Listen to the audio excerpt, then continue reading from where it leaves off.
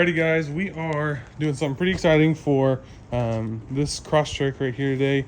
This is SLT Trek. Well, this is the owner, but this is SLT Trek, or Blueberry Ice, right? Blueberry Ice, yeah. Blueberry Ice, and it is getting something really cool right here on the back today. It's already got this killer bumper cut, if I do say so myself. You know, I'm not going to take any credit, but maybe I should.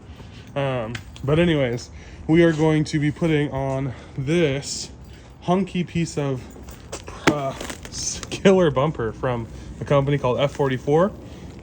I've got one personally on my car. You've already seen my videos, hopefully, but if not, now's a good chance to understand just how this thing goes on the car. So here we go. This is gonna be a fun one. Gonna get dirty.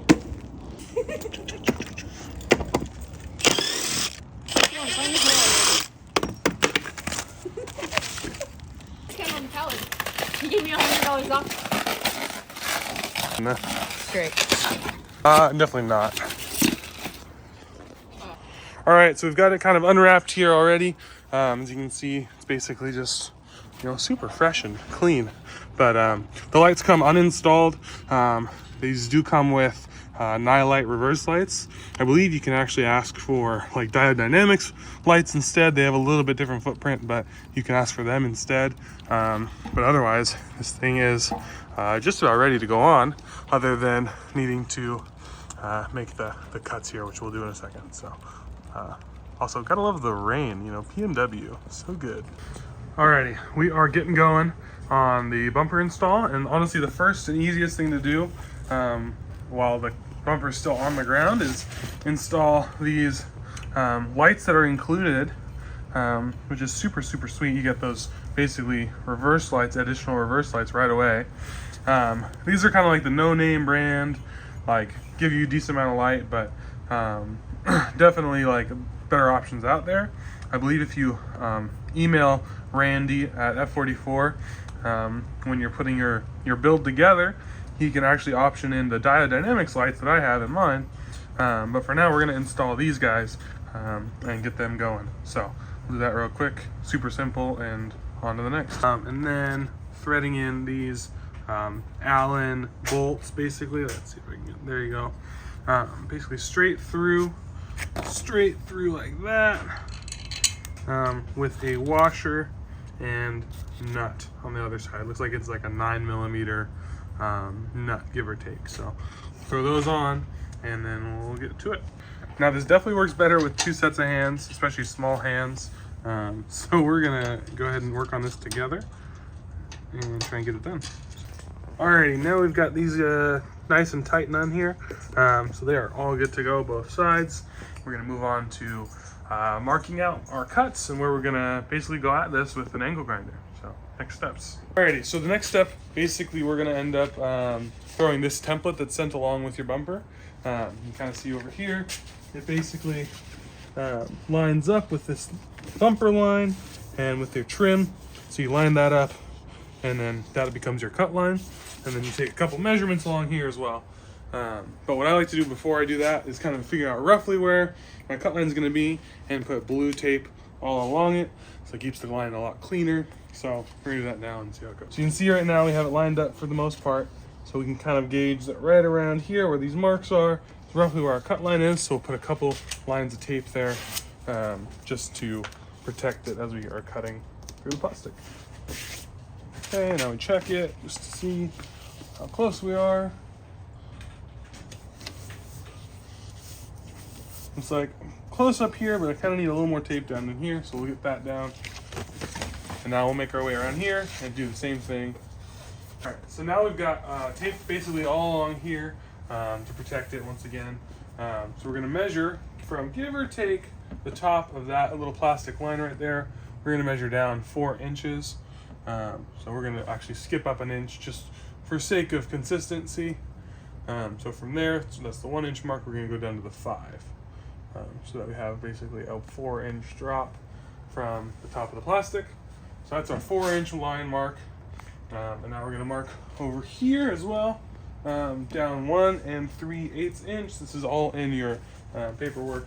We're gonna mark down here and mark that 1 3/8 inch from the top of the plastic. So 1 3/8. It's right there. Or no, I lied, it's right there. 1 3/8. Sweet. And we're gonna do that as well over here. 1 3/8. 1 3/8. And then make sure we check that 1 3/8 from over here. 1 3/8. Actually, right there. Good thing I checked. That was wrong. Cool. We are ready. I've got my safety protection on. Always use eye protection when cutting with an angle grinder. We're gonna go ahead and just cut along this line and make our way all the way across. We can do it in portions and sections. You don't have to do it all at once. It's pretty easy to smooth it out later, but we're gonna do our best to just make our way along. And this is just a regular metal cutting blade, like a normal cutoff wheel, like super cheap at like Home Depot or whatever. Anyways.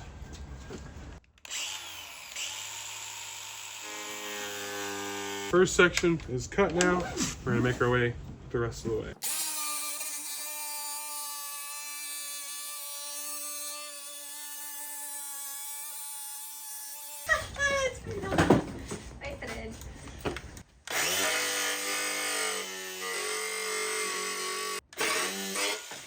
There we go. Not too bad. Well, sweet. We got it off. Safety glasses came in handy. Wow, the world's not orange. So now we're just gonna go ahead and take this crash bar off. Which is basically just 6 total 14mm bolts and nuts. They basically have access through these 2 large holes here, and then right under here you can kind of see there's a nut down there as well. So we're gonna get those off, and then go to the next step. Okay.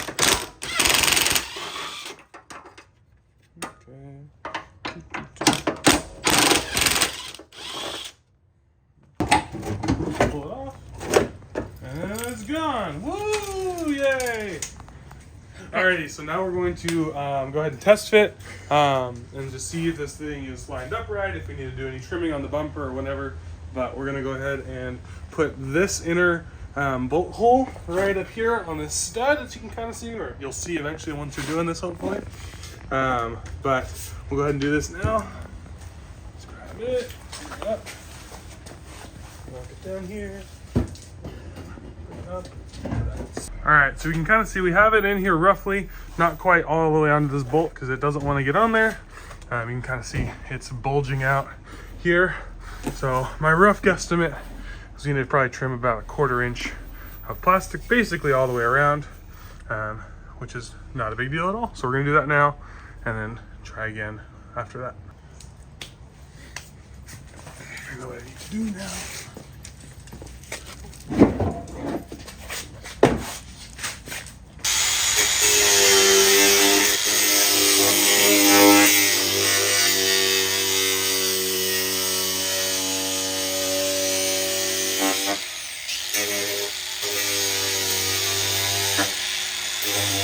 Alrighty, so we've got this bad boy roughly in. You can see we have a decent little gap here. It was partially because we weren't tightening it down, and so it was kind of tilting upwards, making that look like there was more of a gap. That's okay, because we're going to put trim here, and honestly it's better to have a little bit of a gap with some trim than having it touching straight on the metal and causing it to rust out. So we'll just put a little trim here after we finish up, and this should be just fine in the long run. So we're good to go. Alrighty, so we've got the bumper on here. You can kind of see it is on and installed. It's bolted down. He does in fact send you extra hardware if you want to use that instead. I just voted for using the OEM hardware, but you know, totally up to you.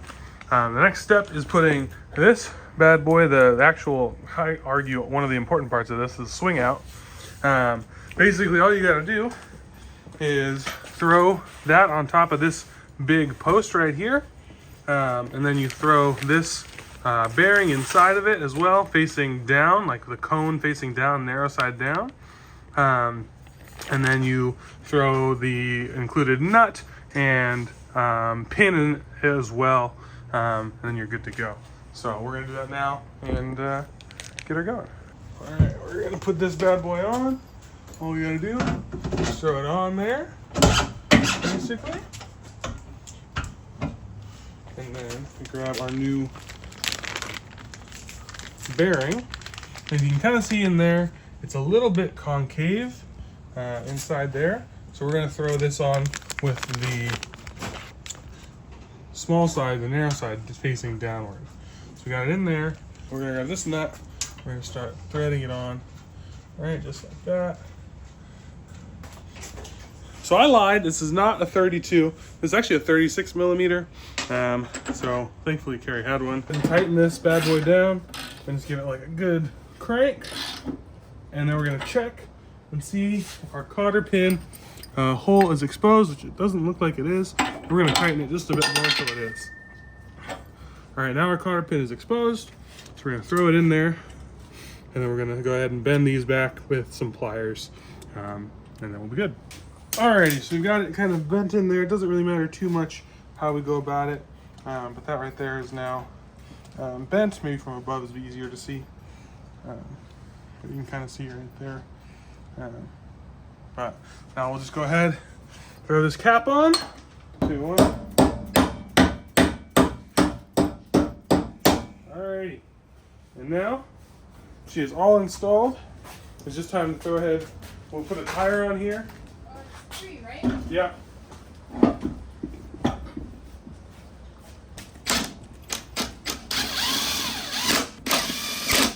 All right, so you can kind of see right here, there's a good bit of gap. We want to snug that up as much as we can, makes this thing a bit more stable. And so if you come in here, you can see the arm is fully extended outward. So we are going to take the tire off and move that bolt, or those 2 bolts, a little bit closer, almost to the end of that. That should make everything a lot nicer and tighter.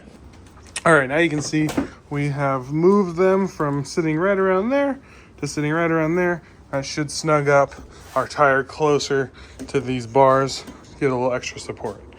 Woo! Alrighty, and now you can kind of see that all that gap has been sucked right up, and so the tire is a lot more stable.